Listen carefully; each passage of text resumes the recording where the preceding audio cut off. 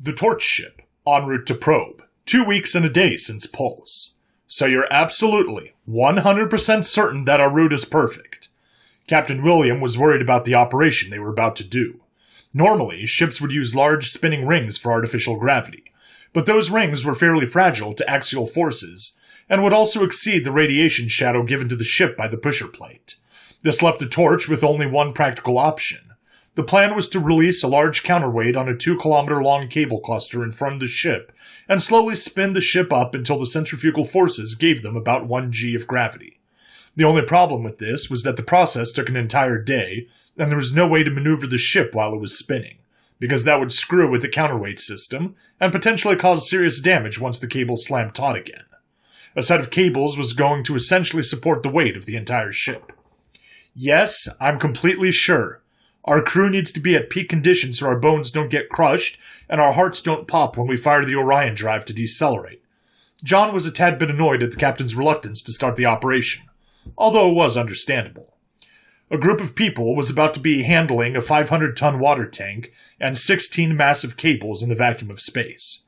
While it was effectively weightless, it still held an incredible amount of inertia, and getting crushed between twisting cables was not a good way to go. After the confirmation, Dave began. Okay, I'm radioing the EVA teams to begin. EVA team, check in, over. Elliot, ready, over. Katie, ready, over. Igor, ready, over. Remember, once the counterweight is unlocked, keep your hands clear. I don't want to clean freeze-dried blood off the front of my ship. Loud and clear. Don't make a mess. Over. The bridge sat in silence as they watched the EVA crew work on the display. They first unlatched a set of locks holding the toroidal water tank locked to the ship. Then, ever so slowly, pushed against it to send it free of the ship. Once it was clear, a set of hydraulic pistons gave it another slight push to send it traveling upwards at 1 meter per second.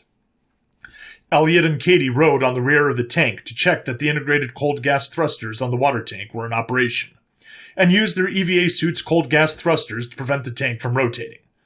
They would not be able to go onto the tank once the ship was spinning, so this was the last check. Igor stayed back to watch the cables and make sure they didn't tangle.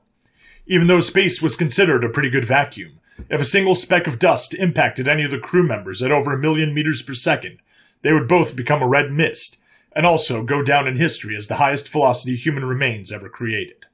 The ship had almost 2 meters of Whipple shielding, designed to attenuate the energy and spread the plasma of such events across a large area. Likewise, the 4 cable clusters were covered in a very thin but large diameter foil hoop system, which would prevent any direct hits from space particles from severing the cables. Each cable cluster consisted of 4 cables connected to each other via rigid X arms every 50 meters, and every 10 meters close to the ship. If the cable were severed, the ends wouldn't fall the entire distance and damage the ship or counterweight. This unfortunately meant that the cables were a bit of a mess and needed to be spooled out very slowly and carefully to prevent entanglement. After about 30 minutes, the tank's deacceleration procedure was implemented. It was surprisingly simple, and Igor just turned on a braking system for the cables, which first took up the slack in the system, then deaccelerated the tank over the course of a few minutes to prevent the tank from rubber banding back. Once this procedure was completed, Elliot and Katie flew back to the ship using their EVA suit's cold gas thrusters. They got back and headed to the airlock. Once they were inside, the ship began the rotation process. Over the course of 20 hours, cold gas thrusters on the counterweight and the main ship slowly spun the ship to 3 RPM. Due to the counterweight of the ship weighing 500 tons, and the ship itself weighing 10,000 tons, the center of mass of the whole system was about 100 meters away from the ship. The 2-kilometer-long cable was required in order to keep the counterweight's mass to a reasonable amount. This gave the inhabitants of the ship almost exactly 1 g-force of acceleration, but gave the counterweight almost 20 g's of constant acceleration. This meant that nobody was able to go to the counterweight while the ship was spun up without dying, quickly and gruesomely. Once the ship was spun up, the only thing the crew could really do was wait and keep themselves occupied. 1 g of acceleration prevented microgravity issues like bone deterioration, but they still needed exercise in the gym to stay physically fit. The following is a deck-by-deck description of some of the main parts of the ship. There are 5 decks in the main crew area. Deck 1 is the closest unrestricted deck to the Orion drive, and Deck 5 is the furthest away. Below Deck 1 begin the 7 restricted decks, which only specific authorized personnel are allowed to enter. This consists of the nuclear reactor rooms, the Orion drive's magazines, and the main life support. A citation may be required, but it is generally considered a good idea to highly restrict a random person's access to 500 tons of highly enriched uranium sitting in over 4,000 tons of actual explosives. Deck B7. This deck consists of the equipment required to absorb the recoil of the pusher plate as it comes towards the ship, as well as the systems required to keep the plate and blast doors cooled. It is by far the largest single deck due to the size of the pistons and sheer energy dissipated. It also holds the nuke gun itself and the loading systems. Decks B6 through B3 are the magazines and ammunition handling rooms. While there are only 3 decks, each of these consist of multiple layers of ammunition magazines, with a total of 230,000 low-energy fission devices, each weighing almost exactly 20 kilograms and providing a yield of 10 kilotons TNT. This yield efficiency was accomplished through an incredible breakthrough of ultra-high-density nitrogen explosive research, allowing single crystal growth of pure octoazocubane. Although only a few individuals know this, the ship also contains 5 100-kiloton fusion-boosted Kasaba howitzers. They can be fired from the Orion drive's gun and are officially only to be used for emergency deflecting purposes to save a stationary colony from a rogue ship or asteroid. The only people allowed into these levels without supervision are an individual named Chekhov Gunther and the captain himself. Decks B2 and B1 contain the 4 nuclear reactors and the connection to the main radiators. They run supercritical CO2 through a Brayton cycle gas turbine in order to achieve high-grade heat waste in order to limit the size of the radiators, as well as reducing the size of the turbines themselves compared to using steam. They are staffed by a group of 20 engineers and operators, working in groups of 5. Deck 1 contains the bridge, tactical room, cartography room, sensor room, and the main communications equipment. The bridge is where the captain and the main crew sit most of the time. There are 5 recessed immersion pods, so they can continue to do their job while burning at 20 Gs. While this might not actually happen, you'd know that shit's going down if the captain is breathing pure oxygen, dissolved in fluorocarbons in order to make the split-second decisions, while manually piloting a nuclear bomb-powered ship at 20 Gs through a combat zone, and Chekhov is flinging full-power Kasabas around. The tactical room is essentially the combat information center. They monitor the space around the ship, prevent electronic warfare from interfering with the ship, and interpret data given to them from the sensor room. The cartography room is where the actual piloting goes on most of the time. This small group of reclusive individuals spends days plotting trajectories and calculating timetables, triple-check the computer's work, then input everything that the ship is going to do a week in advance. The sensor room handles the raw information that's given to them by observing the activities occurring in space millions of kilometers away.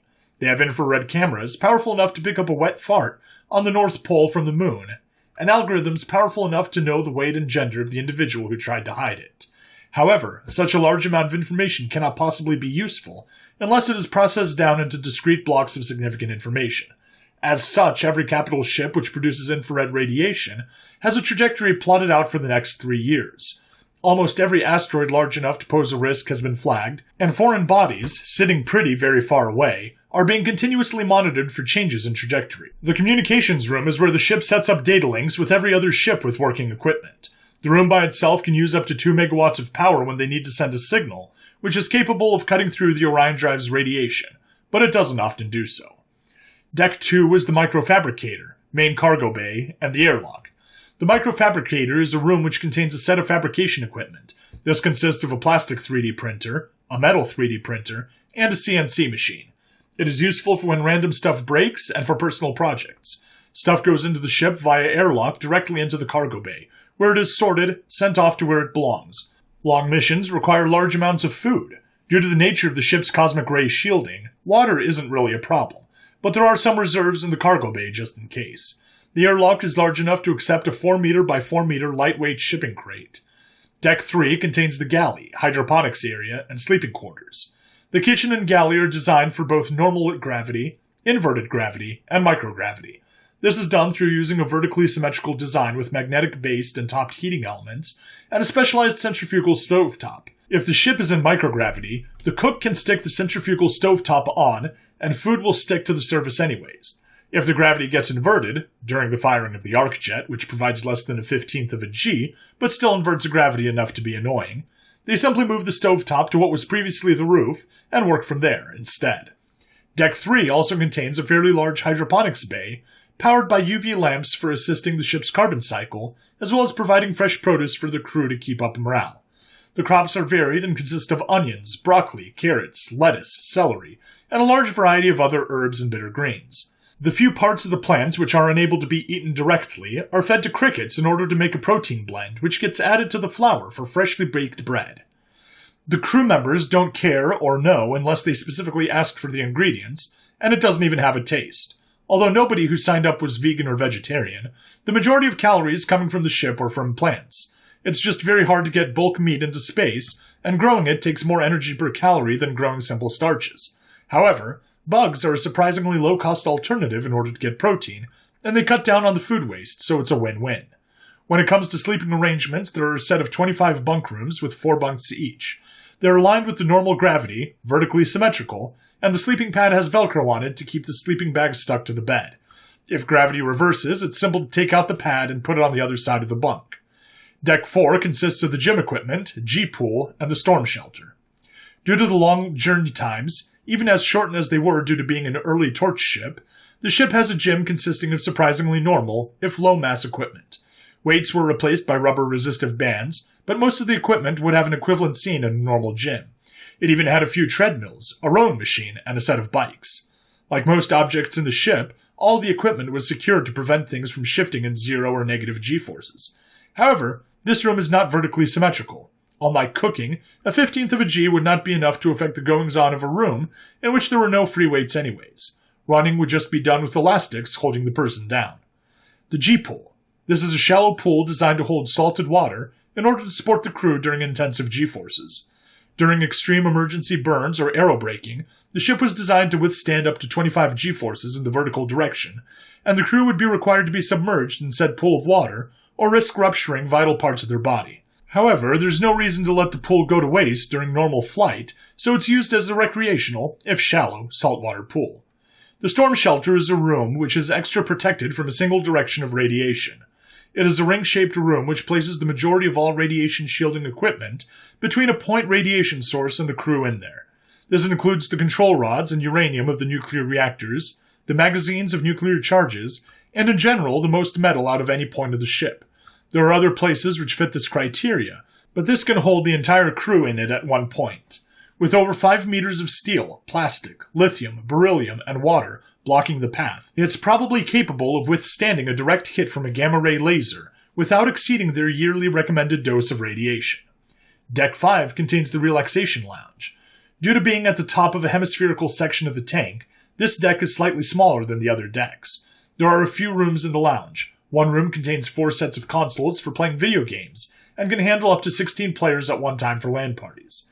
The second room contains a very small library of physical books written on electronic paper.